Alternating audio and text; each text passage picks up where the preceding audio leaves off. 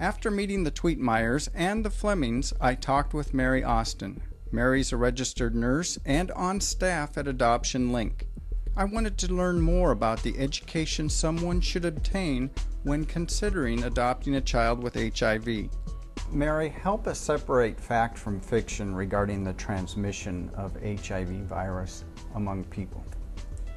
Well, the feeling is that it's very easy to catch, and when in reality, it's very difficult. It's a very fragile virus. And when you're dealing with children, you have to really work at it to catch it. You know, you're not likely to get it through casual contact or just day-to-day living with them. So you are always fighting this feeling that, you know, if someone has a skinned knee and you touch it, you're going to get it. And it's not true. It's not true at all.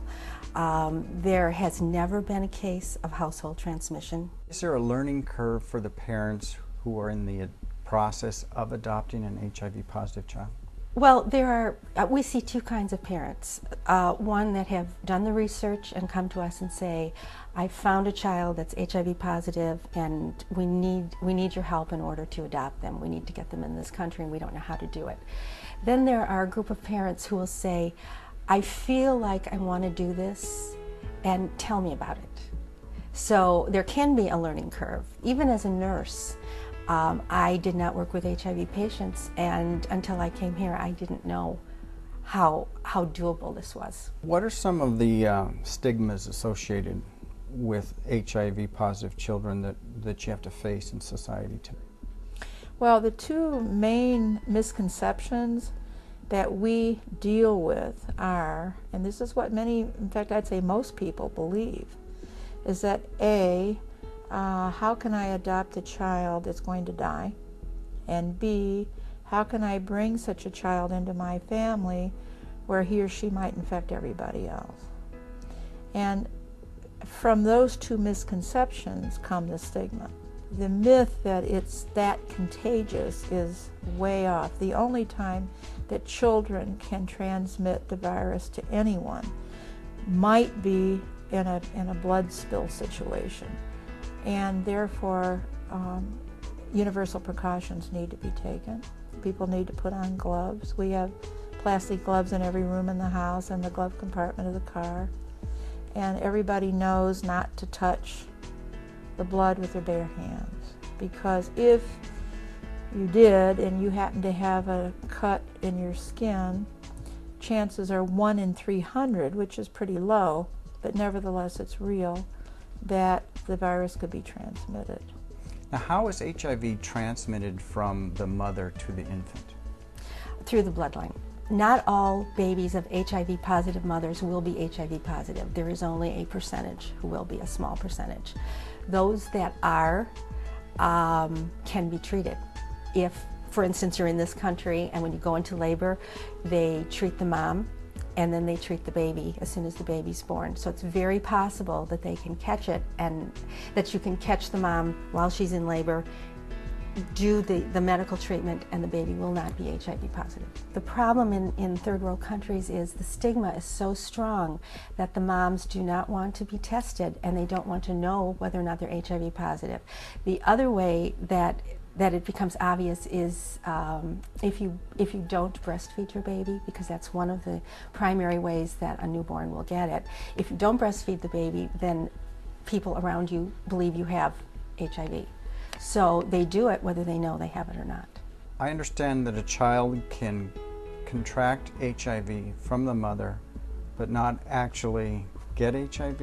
Is that correct? Well, all babies who are born of an HIV positive mom will carry the mom's antibodies. And when in third world countries they don't have the sophisticated tests that we have here in this country. So if they use a certain test, the ELISA test or the Western blot, then those are testing for the antibodies. And a newborn born of an HIV positive mom will have those antibodies. In this country we have the PCR DNA test, which measures the babies. So within the first 4 months of life you can usually get a definitive answer on whether or not the baby is positive. When Kyle and Carolyn adopted Seth, they were told he was HIV positive. As time went on, Seth was monitored and they learned he's not carrying the HIV virus. Although his birth mother had AIDS, Seth didn't contract the virus. How often should a child that is HIV positive get tested? Quarterly. 4 times a year. Usually what happens is they get on the ARVs, the antiretroviral drug regime, and they stabilize, and then they just monitor their blood 4 times a year. So it's a simple blood test? It is a simple blood test. Well, it's a test. It's 8 tubes of blood. It's not simple to get the blood, but yes, it is a blood test, and you can tell if the ARVs are working, and if they're not, then you change the cocktail. They combine several different drugs, and you can there's just an incredible number that they can keep combining in order to get a positive outcome. Now, is there any problem with supply of these drugs in America? No. This is such a doable thing. They say that that HIV is preferable to have over diabetes. It's that manageable. Every morning at the Fleming house, Margaret prepares antiretroviral medications for each of her 3 HIV-positive children.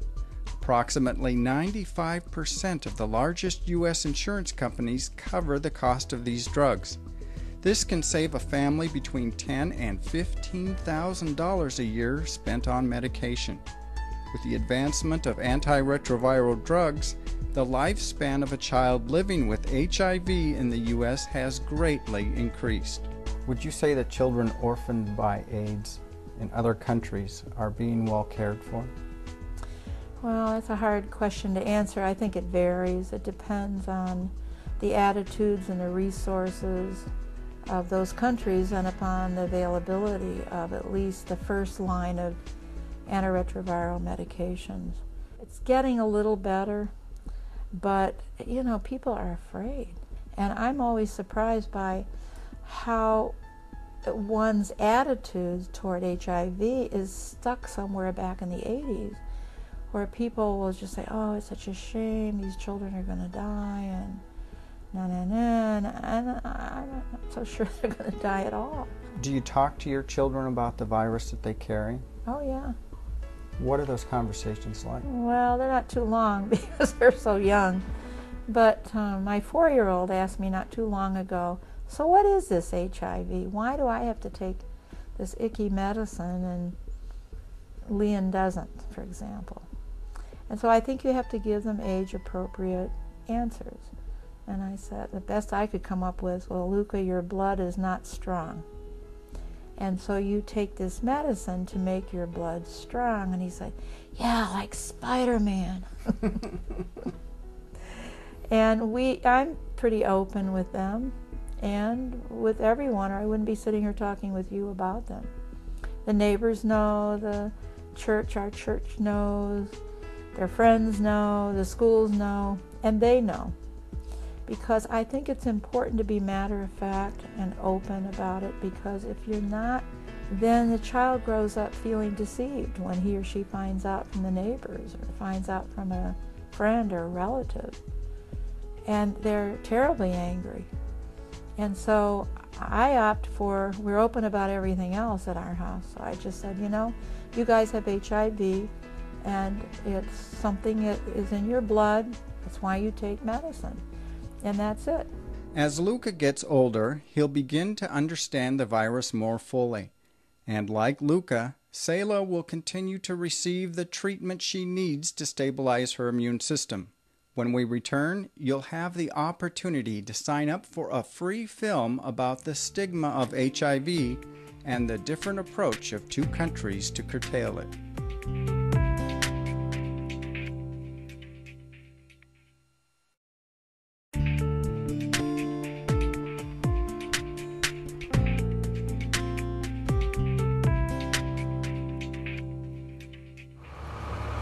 Here in the heart of Chicago, we've learned just how doable it is to adopt a child with HIV or AIDS, as well as clearing up any misconceptions about the virus. And hopefully, we've opened doors to families to consider these potential unexpected blessings. Thanks for watching. Here's your opportunity to receive a free copy of Miss HIV. It's a dramatic movie that takes you behind the curtain of what's really happening in the war against this virus, and you'll learn the truth of what's really working. Simply go to our website at facinglife.tv. While there, find out how you can get your personal copy of today's program on DVD.